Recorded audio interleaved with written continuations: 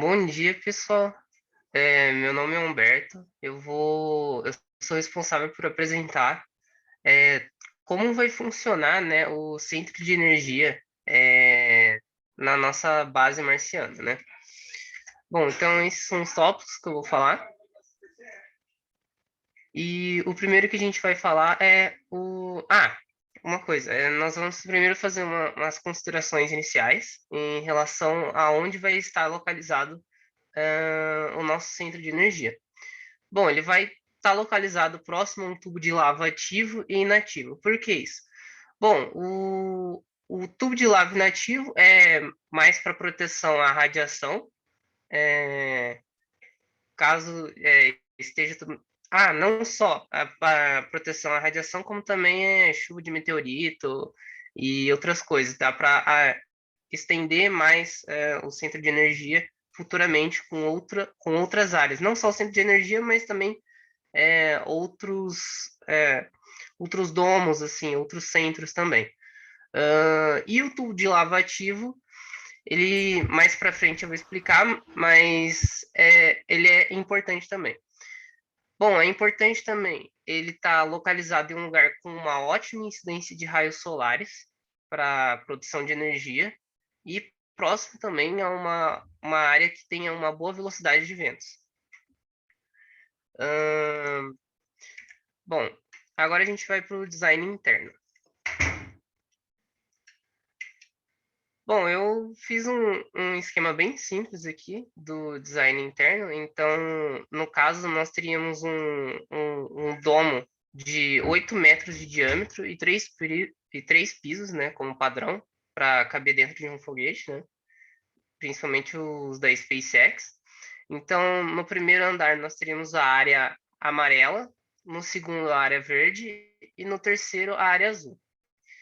A área azul, ela vai basicamente ser a responsável por ter todos os, assim, todos os meios, assim, de suporte à vida, assim, dos astronautas que forem trabalhar dentro do centro de energia. Então, teria os dormitórios, né? Uma cozinha pequena, um banheiro, um jardim vertical com as plantas para serem utilizadas na alimentação dos astronautas. Por que isso, né? No caso. Porque como a gente está em isolamento, a gente precisa de um lugar para ficar, né? Tendo suporte à vida e tudo mais. Já a área verde, ela vai estar ligada ao monitoramento e controle dos sistemas de geração de energia e do monitoramento e controle dos sistemas de distribuição de energia para todos os outros centros do habitat. E já a área amarela seria mais para o armazenamento de energia, os carregadores e o ferramentário e equipamentos. Então, o armazenamento de energia seria por base de capacitores, né, no caso. Os carregadores seriam, por exemplo, carregar as baterias dos rovers, que a gente iria utilizar para locomoção na superfície de Marte, ou até mesmo para carregar alguns sistemas que são independentes, né? E o ferramentário e os equipamentos seriam mais, por exemplo, a gente precisa de um multímetro para saber qual é a tensão que está passando por aqui. Alicates são, assim, coisas que seriam encontradas também tanto no centro de engenharia, mas que são importantes no centro de energia, porque como a gente está em uma situação de isolamento no momento, se acontecer alguma coisa no centro de engenharia, a gente precisa de equipamentos que a gente vai encontrar, porque a gente precisa disso para manter todos os outros setores vivos, né? Bom, agora a gente vai para a parte de tecnologias aplicadas, né? Então, no caso, o que eu pensei? É, Nós vamos utilizar painéis solares avançados, que no caso, o que eu pensei foi uma Smart Flower, que como ela funciona, né? Basicamente, ela segue a luminosidade solar em Marte e ela recolhe, tá vendo essa parte aqui? Quando não houver luz ou tiver com muita poeira marciana, que a gente pode fazer? Tendo tempestade de areia ou coisas assim, a gente pode recolher ela e ela vai se guardar aqui, entendeu? Então, isso evita a gente de ter que ter um sistema automático de limpeza também. E fora que, assim, aplicado aqui na Terra, ele gera 40% a mais de eficiência de energia do que um painel solar padrão, né? Um painel solar comum. Então, esse foi assim, uma tecnologia muito importante que a gente vai utilizar no nosso habitat. Bom, o gerador de energia geotermal, aqui que entra a parte dos tubos de lava ativos. Com os tubos de lava ativos, a gente poderia utilizar a lava presente, né, dentro desses tubos de lava e os poços, em Marte, existem poços de água líquida abaixo de certas distâncias. Só vou passar aqui rapidinho, porque a foto está aqui, mas aqui, segundo a NASA, tem um poço criado aqui, um poço natural, na verdade, em Marte, com determinada profundidade e muito provavelmente pode ser que haja água líquida embaixo, né, da superfície marciana. Então, se a gente conseguir perfurar a superfície de Marte em torno de uns 10 quilômetros, mais ou menos, a gente pode encontrar água. E isso acaba se tornando uma fonte de energia, assim, mais viável assim para Marte. Que, segundo uma fonte que eu tinha pegado aí, assim, com 500 quilowatts você conseguiria produzir até 10 megawatts de energia com um gerador de energia geotermal em Marte. Então, tipo, você conseguiria, conseguiria 500 quilowatts de energia utilizando os kilopowers,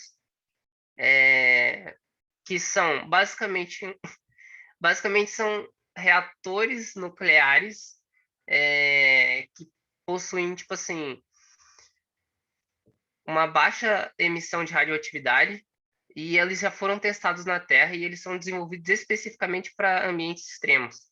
Então, nos testes na Terra, eles chegaram a 100 watts, porém eles podem ser escalados para maiores quantidades de energia sendo geradas. Além disso, nós podemos também usar as microalgas como combustível, biocombustível, em geradores de energia mesmo. Tipo, muito das vezes, o combustível que é gerado aqui é o metano, então é uma energia limpa, é um combustível limpo, que a gente pode utilizar em geradores para gerar energia para os nossos sistemas. Outras tecnologias também que vão ser necessárias. As baterias e capacitores, pois por exemplo, a energia solar que a gente vai pegar durante o dia em Marte, a gente tem que armazenar ela para poder usar e distribuir para outros lugares também. Então, os capacitores e as baterias vão ser responsáveis pelo armazenamento de energia. Os transformadores também. Então, por exemplo, numa fazenda solar, a gente produz, sei lá, 1 milhão de quilowatts, né? Então, tipo assim, a gente precisa transformar essa energia para os equipamentos que estão dentro do habitat, né? Porque é meio complicado você ver um equipamento trabalhando com um nível de tensão tão alto assim, né?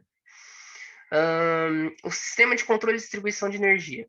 Então, para a gente ter uma maior eficiência, a gente vai utilizar para controlar a distribuição de energia a inteligência artificial.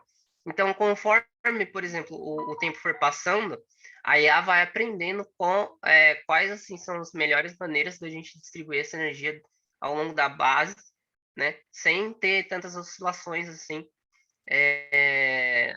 na linha de energia. E uma impressora 3D própria, porque como eu comentei, é assim, Imagina que o centro de engenharia ele não esteja funcionando. Sei lá, deve ter caído um meteoro, ou algo assim, algo que a gente não consiga acessar.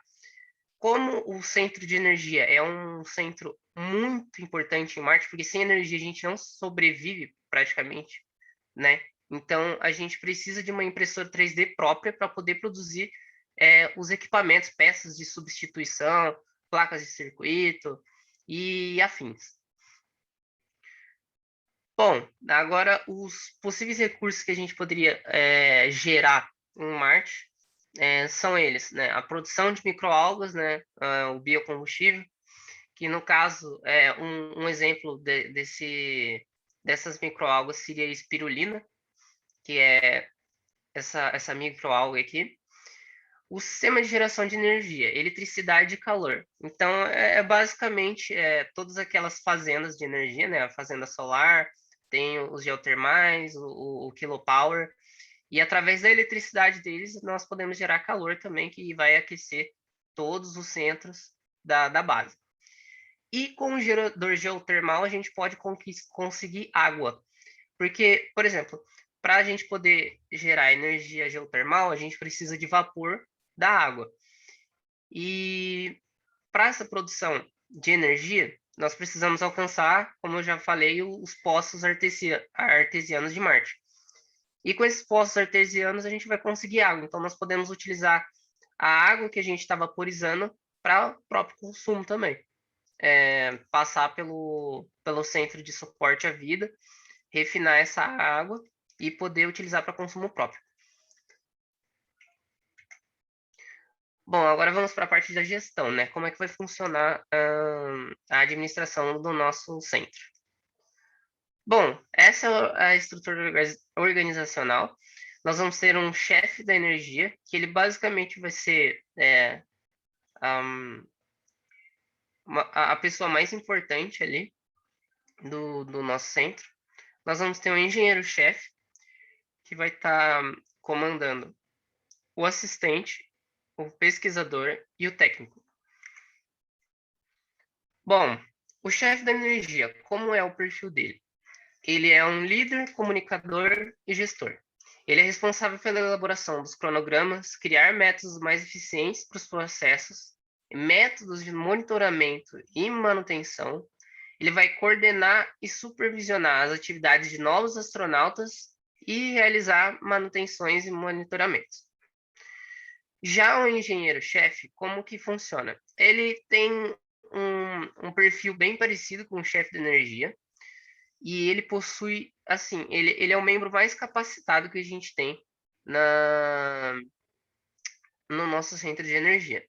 Então, ele é responsável por conduzir as atividades in situ, né, que no caso seria, né, por exemplo, a atividade de geração de energia, é, de armazenamento ou de manutenção mesmo, e auxiliar os membros abaixo da hierarquia. Então, no caso, seria o técnico, o pesquisador e os assistentes, com conhecimentos mais avançados e instalação de equipamentos. Então, o engenheiro-chefe, junto com é, quem ele desejar, por exemplo, o técnico ou o auxiliar, eles vão instalar os equipamentos novos que eles vão receber dos carregamentos do foguete ou fazer modificações.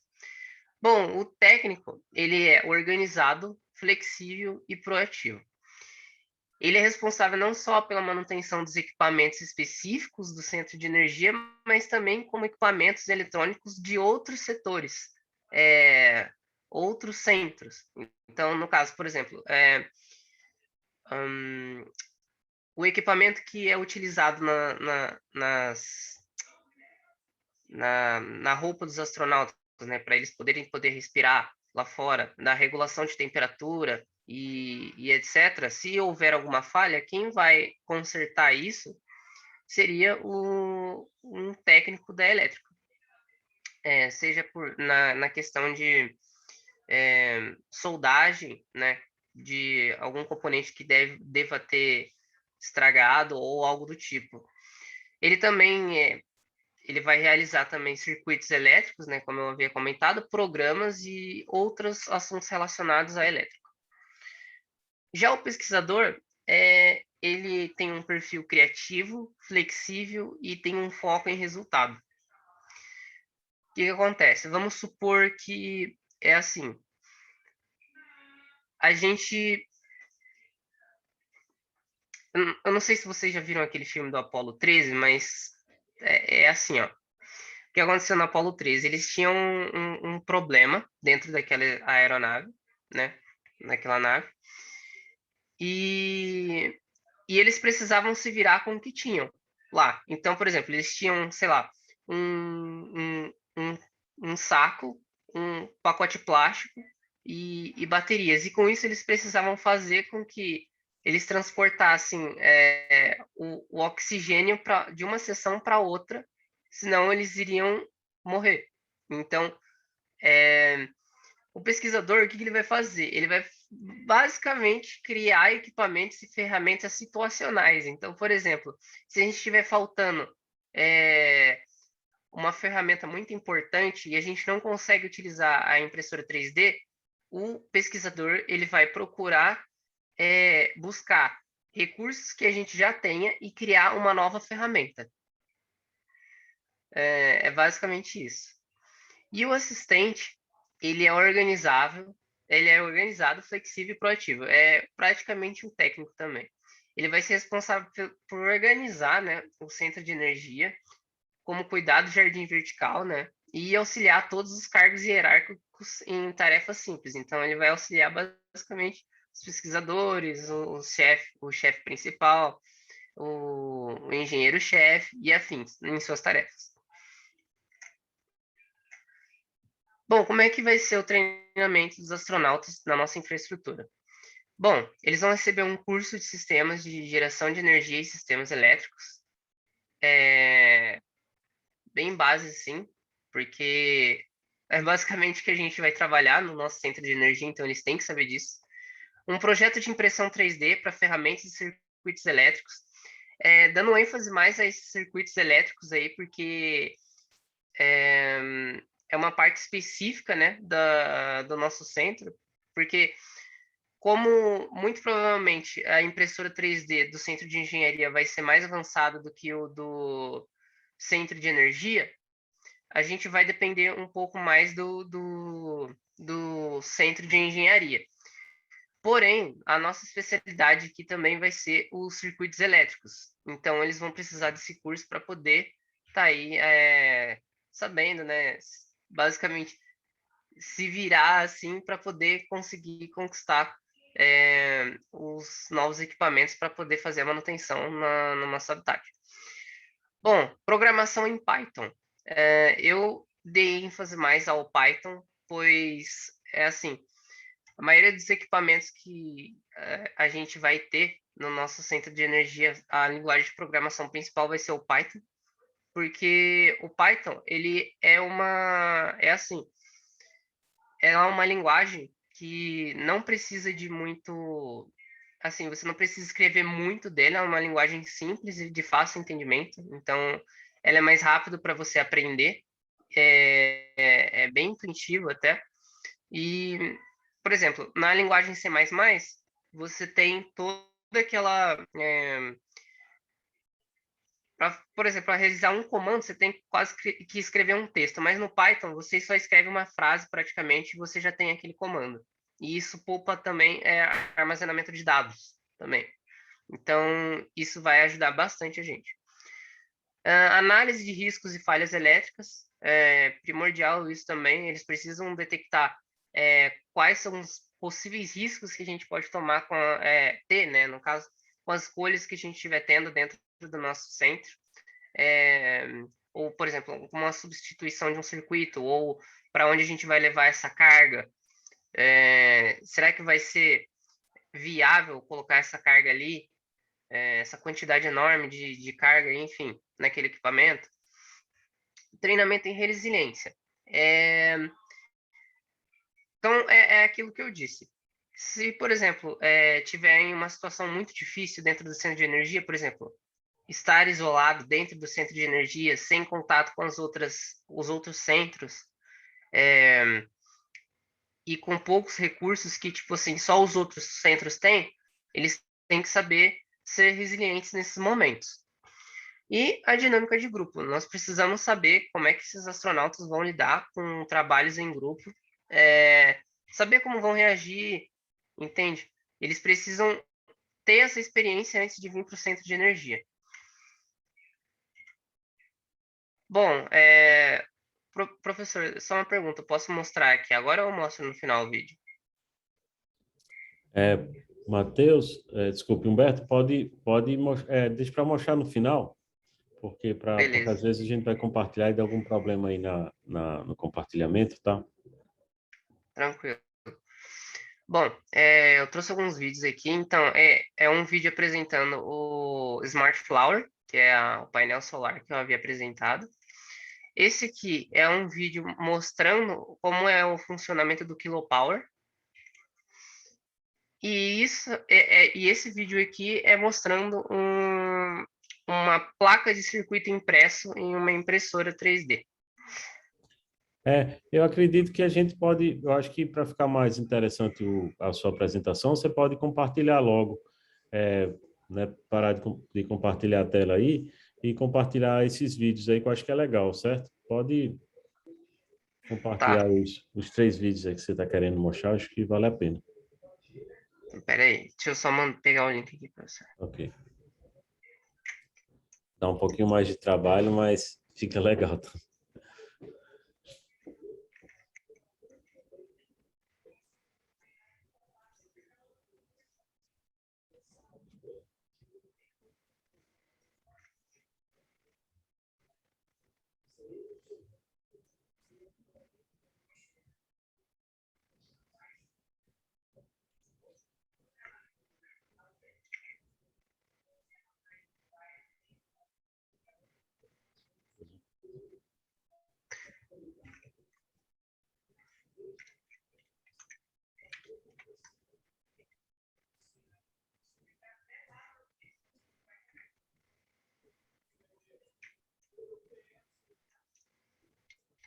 Eu vou mandar aqui no chat, tá?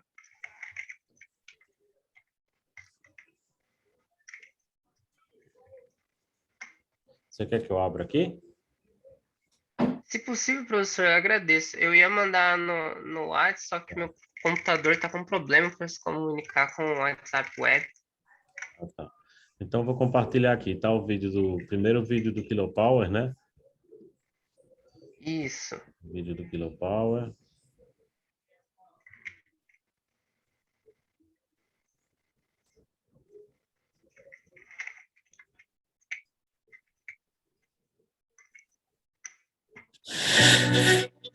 NASA is advancing an existing technology to enable future space exploration of the solar system.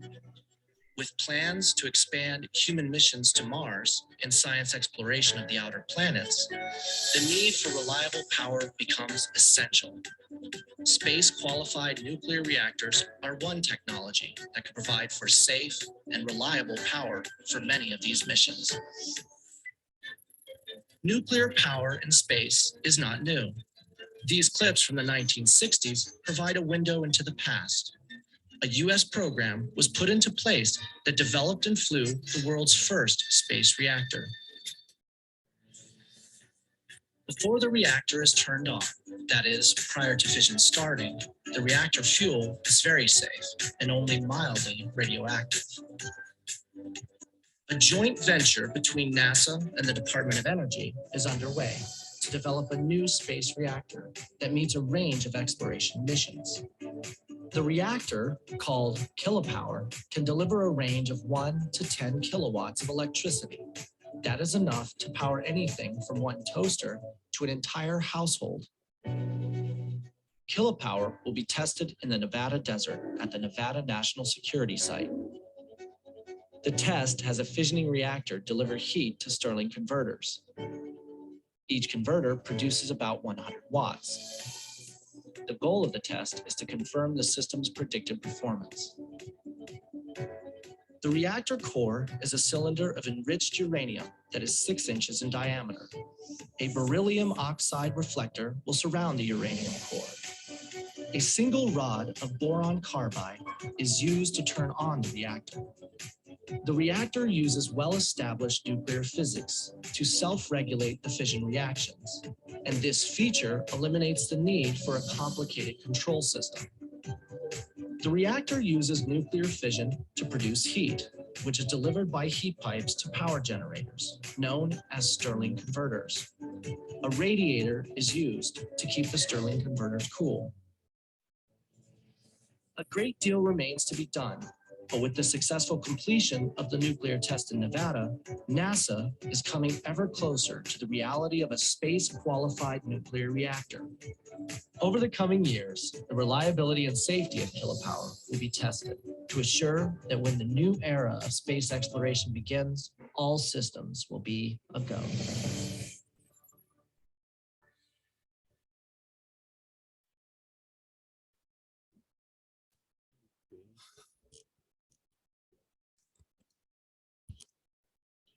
Ok, o outro vídeo o outro vídeo está aqui também no chat, né? Certo, vou copiar aqui.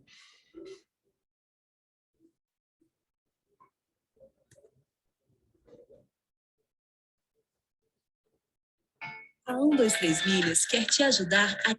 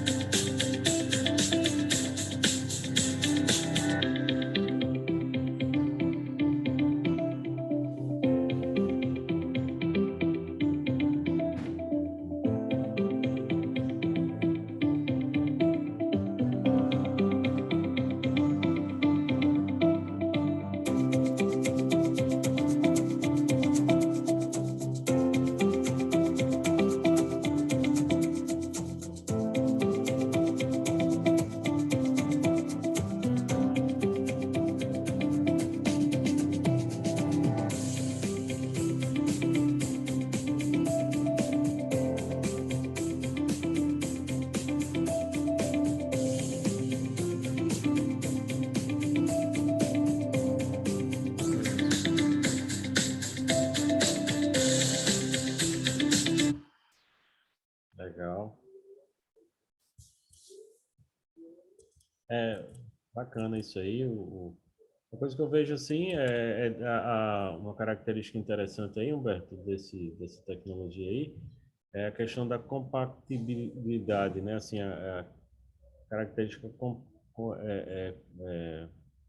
portátil, né? Desse equipamento, assim, que facilitaria para transportar ele para Marte, né? E agora o último vídeo aqui que você compartilhou. Pronto, então vamos lá. Então, vamos ver como imprimir na placa do circuito impresso, ok? Um desenho já no Corel, dentro do Corel. É só vir aqui, impressora Lexmark, e na opção imprimir, ok? Aqui na impressora, ela vai piscar, vai dar um sinal de aviso aqui. Quando der um sinal de aviso, é só colocar a placa aqui, encaixar, aguardar ela puxar. Se ela puxar, dá uma mãozinha para ela. E, ok, está impressa. Ok, imprimiu, legal. Caso não saiu conforme você queira, como ela não foi catalisada ainda, tu pode remover o toner. remover o toner e imprimir novamente. Ok? Aí, nesse caso aí, Humberto, do caso da impressão aí, ele tem que ir para uma espécie de um forno, para que aquele toner ele se solidifique. Sim, sim. Tem, na verdade, existem vários processos assim para você conseguir fazer um circuito impresso.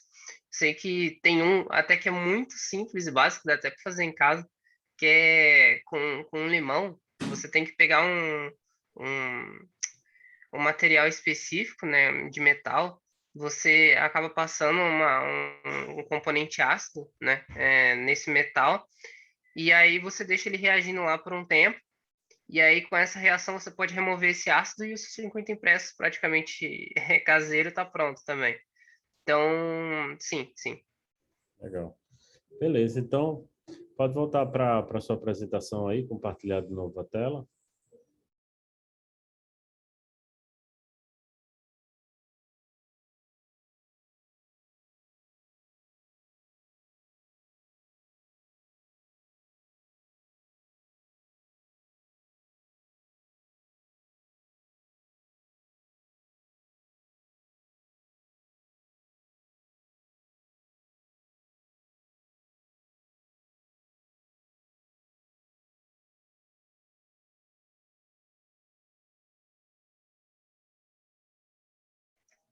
Tava falando mutado. Tá dando para ver? Sim, Bom, então vamos dar sequência à nossa apresentação. Depois de apresentados os vídeos, nós temos então basicamente uma lista de recursos necessários, possíveis recursos, né, que a gente precisaria para 2 semanas de isolamento no nosso centro. Então, um cálculo bem básico, né? Considerando que você consuma, um astronauta consuma 3 litros de água durante um dia, então, teoricamente, nós precisaríamos de 42 litros de água por astronauta. Essa conta também, ela levaria um pouco mais de água, então no caso seria talvez uns 50 litros, eu não imagino quanto, por causa das plantas, a gente precisaria de água para regar as plantas também, senão nosso sistema ali de vegetação iria falhar também e consequentemente nossa alimentação, né?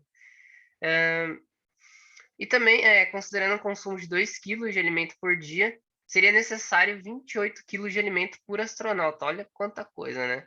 De alimento que a gente precisava. Um kit médico, assim, universal. Caso aconteça alguma coisa, a gente não tem acesso ao centro de saúde, então a gente precisaria de um kit médico ali, bem com coisas assim básicas assim para a gente poder sobreviver. Materiais de base para reposição de peças e conserto de equipamentos e sistemas. Como a gente está isolado e a gente não vai ter acesso ao centro de engenharia, a gente precisava de materiais para poder realizar impressão 3D ou peças que não são possíveis de fazer impressão 3D, mas que estejam lá para a gente poder fazer reposição, porque, querendo ou não, o centro de energia é extremamente importante para a manutenção da vida dentro dos habitats, do habitat. Então, nós precisaríamos desses materiais de base. E como são 2 semanas sem contato com outros astronautas de outros setores, né? Jogos para entretenimento, né? Como Dama, Uno, Monopoly, ou eu só não coloquei nada como jogo de realidade virtual, por enquanto, ou videogame, porque se tratando de isolamento, a gente pode imaginar que a gente esteja em uma situação difícil de economia de energia, então a gente não poderia desperdiçar tanta energia assim em entretenimento, né? A gente precisaria dar uma ênfase maior em outras áreas. Bom, as orientações a serem fornecidas a outras instalações, no caso da estação inteira. Bom, a gente precisaria sinalizar áreas de perigo por exemplo, risco de alta tensão, que a gente sempre vê por aí, mas é muito importante a gente anunciar isso. Também anunciar, né, quais partes estão mexendo com a energia elétrica, né, não só a questão de alta tensão, mas também mostrando que, olha, você não pode passar por ali, porque tem um sistema de fios muito importante ali, e aí se você acabar desarrumando eles, ou sem querer cortando eles, vai acabar prejudicando alguma parte essencial do habitat.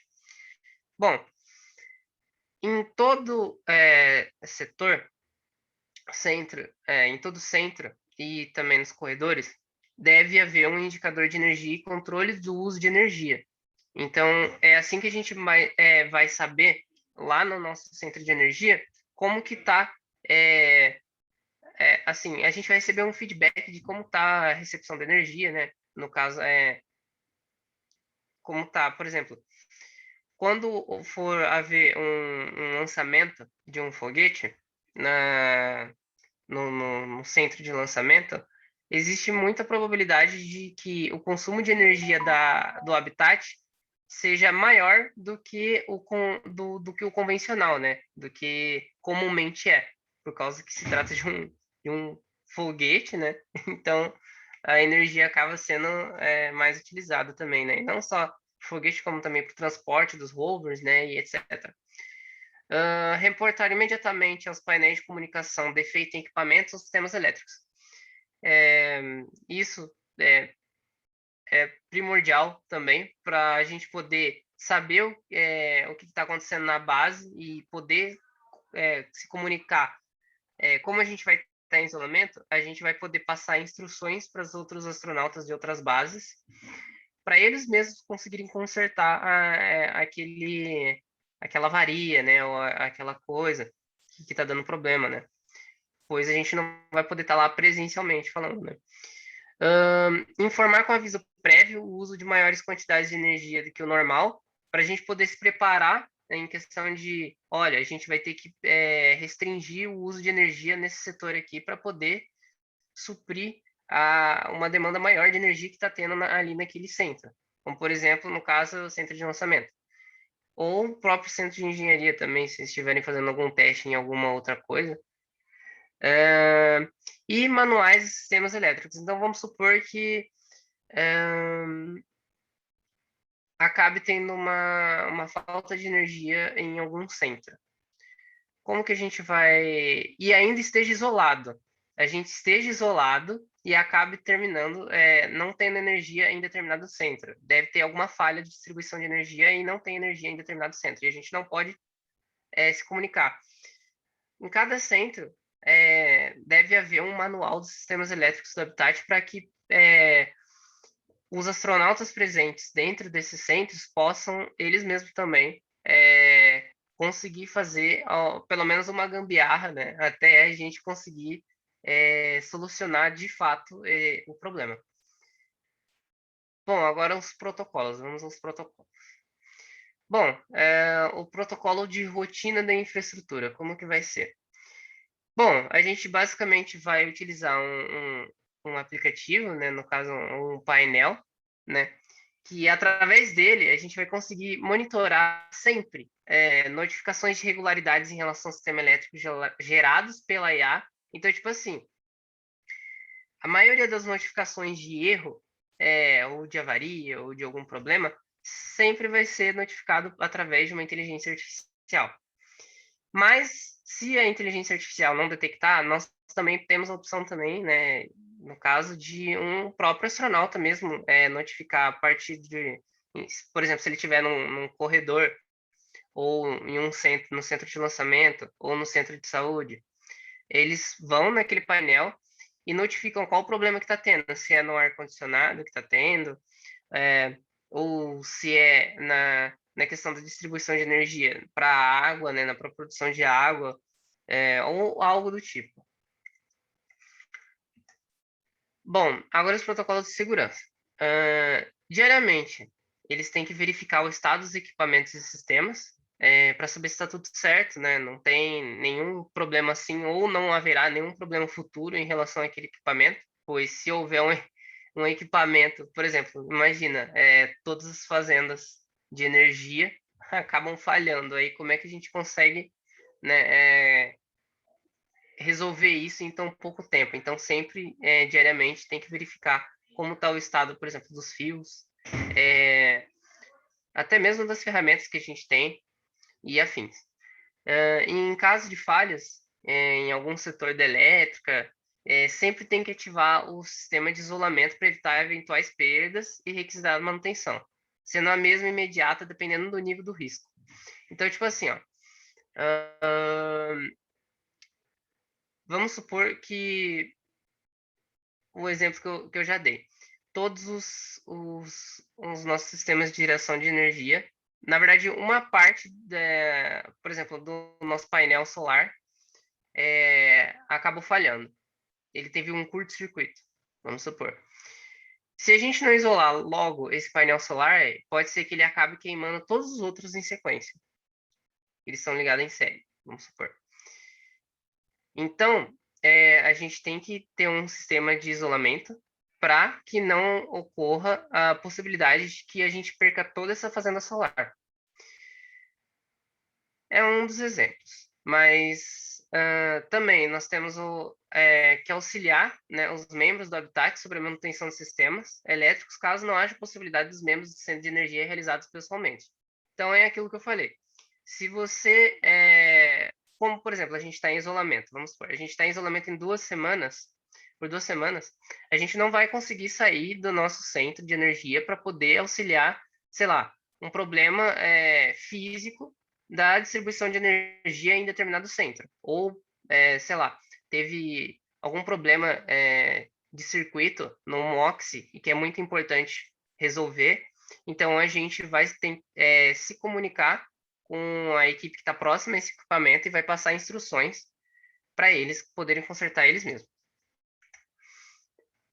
Bom, protocolo de atividades ocupacionais. Bom, aqui eu já até pensei em colocar uma coisa a mais que eu vou falar no final. Bom, revezar entre atividade de trabalho e entretenimento. No caso é assim, pô, imagina você trabalhar sempre, sempre e nunca ter entretenimento, né? Então, sempre tentar revezar isso, tanto para uma questão psicológica, né? No caso, isso é muito visto aqui na Terra, inclusive, se você trabalha demais, você e não tem diversão, não tem nada, só trabalha, fica estressado, você pode até conseguir uma depressão. Área de meditação, isso é importante para as pessoas se concentrarem e refletirem um pouco sobre o interior enquanto estão, assim, a milhões de quilômetros da Terra. Arte, livros, filmes e músicas para entretenimento. Videogames e jogos de tabuleiro, interação social com outros membros. Então, vamos jogar uma conversa fora com os astronautas, saber um pouco mais sobre a vida deles, coisas que eles já fizeram no passado, por que eles já decidiram, né, ser astronautas e enfim. E uma coisa que eu não cheguei a ver, mas, poxa, imagina você ir para Marte e assim, ó, por exemplo, eu desde pequena, eu sempre tive o sonho de ser astronauta, né? Então, tipo, poxa, você vai para Marte, você pensa que, pô, você vai trabalhar pra caramba, né? Mas imagina você ter a possibilidade de poder fazer um passeio ou uma caminhada sobre a superfície marciana, não para trabalho, mas sim para entretenimento. Então, caso houver recursos sobrando, por exemplo, tem energia de sobra para a gente poder fazer isso, o oxigênio de sobra, poderia sim ser realizado caminhadas e passeios sobre a superfície de Marte para puro entretenimento e poder experienciar isso com mais, como é que pode dizer, liberdade, né?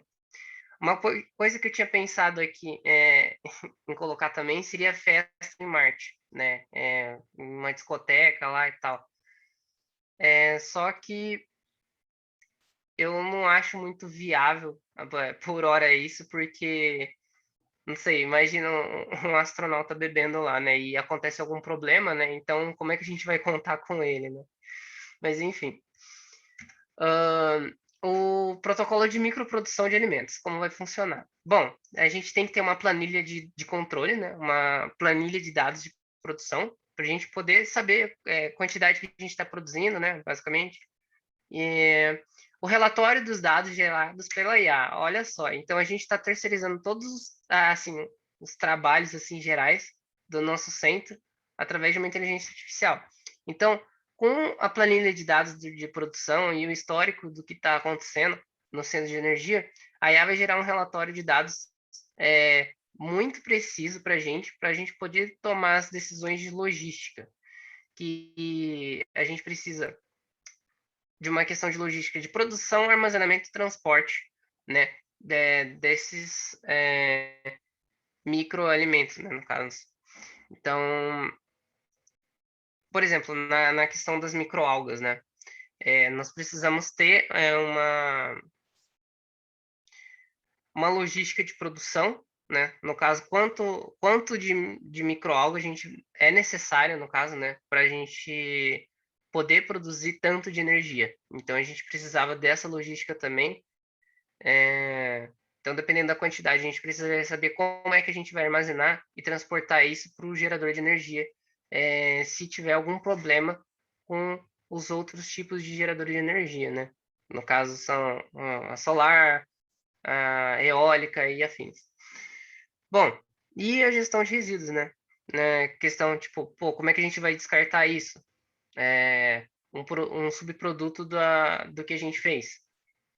A gente precisa ter isso também. Bom, agora os protocolos para impressão 3D. Aqui eu pus um modelinho, né, assim, aqui no caso seria para uma construção de uma infraestrutura assim, utilizando concreto. Mas é possível utilizar isso aqui como exemplo, esse esquema como exemplo de como seria a produção, né, de circuitos elétricos, ferramentas que são importantes para a gente, componentes, etc. Então, a gente precisaria realizar um CAD, uma ideia inicial, né, de como seria o projeto. Aí, a partir daí, a gente teria que fazer uma escolha, né, dos materiais, fazer os designs, as propriedades e realizar simulações também, né, no caso, tipo, se esse material vai resistir a tais condições, se vai ser o suficiente.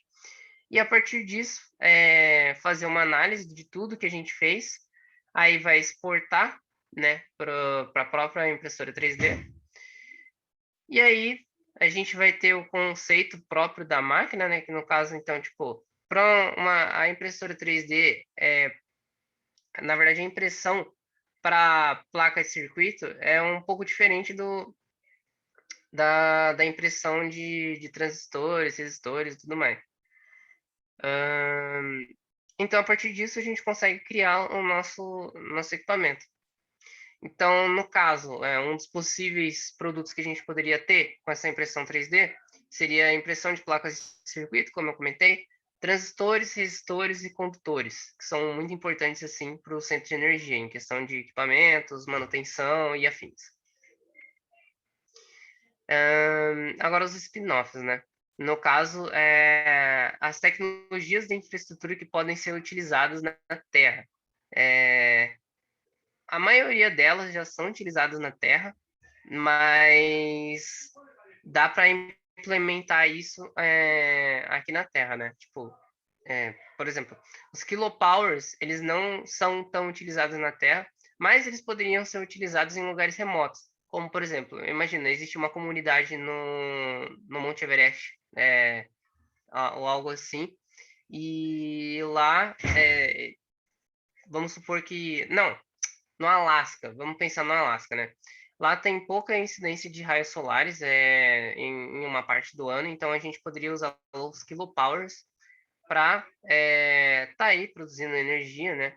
Ou também, vamos supor, a gente tenha um, um, vamos supor, um submarino, né? Ou uma parte profunda na Terra, que a gente possa usar esse kilopower. Painel solar avançado, no caso, Smart Flower. Nós poderíamos usar o Smart Flower também, como é utilizado na Terra, né, no caso. A impressão 3D e as fazendas de microalgas. Eu dei uma pesquisada, mas eu não encontrei nenhuma fazenda assim muito grande de microalgas. Então, tipo assim, as microalgas, elas são bem eficientes assim, daria para criar fazendas de microalgas e aí, portanto, substituir até uma fonte alternativa para a produção de combustíveis. Então, a gente poderia utilizar isso para GNV, no caso, para a produção do GNV, né? Porque as microalgas, elas produzem metano, algumas delas, né, produzem o componente metano, e aí daria para usar como combustível, em opção, em contrapartida do petróleo, né? Bom, agora os resultados que impactam a vida diária na Terra. Bom, com todo esse sistema complexo, né, de inteligência artificial, a gente teria uma gestão de energia muito eficiente aqui na Terra. A gente poderia ter uma gestão muito boa aqui na Terra, contando com a inteligência artificial que a gente tem em Marte. Então, por exemplo, a gente poderia tentar transferir a IA de Marte para poder executar, por exemplo, em uma empresa de serviços de distribuição de energia, como, por exemplo, a CPFL. E a geração de energia em ambientes extremos, como na Antártida ou em lugares profundos do planeta, como eu havia comentado, e o incentivo em pesquisas mais profundas na área energética. Então, por exemplo, uma pesquisa que está sendo feita atualmente é a questão de desenvolvimento de um reator de fusão nuclear. Então, assim, se fosse possível realizar essa pesquisa mais profundamente e a gente conquistasse esse reator de fusão nuclear, um reator de fusão nuclear seria muito mais, assim, mais eficiente para a nossa sobrevivência em Marte, pela questão de, tipo assim, eles utilizarem pouco combustível, que no caso seria hélio 3 e água, basicamente água. Eles poderiam utilizar a água como base e transformar isso em grandes quantidades de energia. Bom, agora nós temos então os impactos nos ODOS. Então, aqui, eu considerei igualdade de gênero, porque é assim, como se trata do setor de energia e a gente vai ter novos equipamentos e tudo mais, enfim, o desenvolvimento da área em si, eu não vejo por que os dois sexos assim trabalharem igualmente nesse setor. É uma oportunidade para todos. Energia acessível e limpa por conta dos nossos sistemas de geração de energia solar, eólica, e o kilopower também.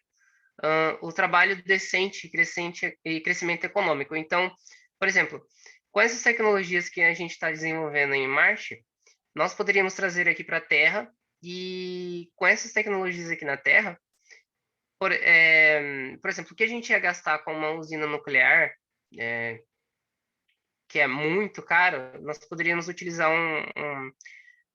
uma fazenda solar ou substituí-los por kilopowers, que poderiam reduzir drasticamente esse custo e utilizar o restante desse dinheiro para outras áreas da sociedade.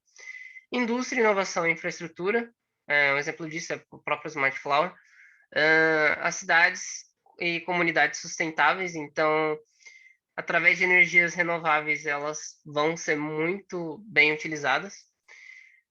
Consumo e produção responsáveis. Então, por exemplo, aquela gestão de distribuição de energia, geração e afins, com a IA, nós teríamos alcançado o ODOS 12.